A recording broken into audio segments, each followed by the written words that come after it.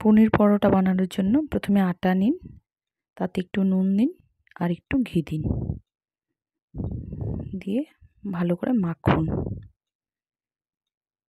যে কোনো পরোটা আটাতে খাওয়াটাই ভালো, হেলদি। ময়দাটা যতটুকু পারা যায় না খাওয়াই ভালো।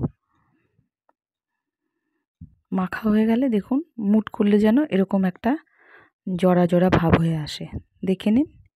হ্যাঁ, ঠিক হয়ে গেল। তারপর একটু জল দিন, দিয়ে ভালো করে আটাটা মাখুন। বাস, মাখা হয়ে গেলে একটু ঘি লাগিয়ে একটু সময় আটাটা রেখে দিন,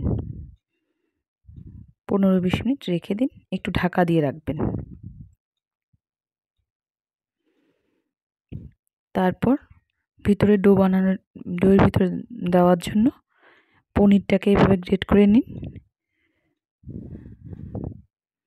হয়ে গেলে তাতে একটু চিজ দিয়ে দিবেন, ভালো লাগে বেশ।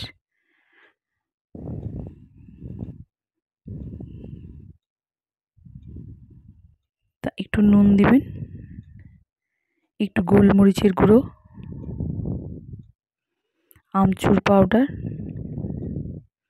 কেশরি মেথি,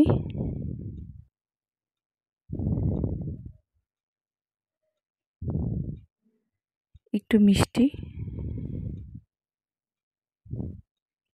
একটু লঙ্কার গুঁড়ো,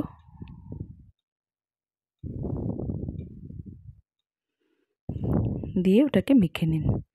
তারপর যে আটাটা মেখে রেখেছিলেন ওখান থেকে লেচি কেটে এইভাবে ওই আটার মধ্যে একটা পুরের মতো করে ভরুন।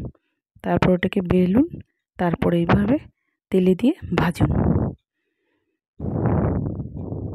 দেখে নিন কতটা সুন্দর হয়েছে। ভেতরে পনির আর চিজ দেওয়াতে কত সুন্দর লাগছে দেখতে, দেখলেই মনে হয় জিভে জল চলে আসে। দেখেছেন কতটা সুন্দর, খেতে ইচ্ছে করে না? এরকম একটা টিফিন যদি সকালবেলা হয় আর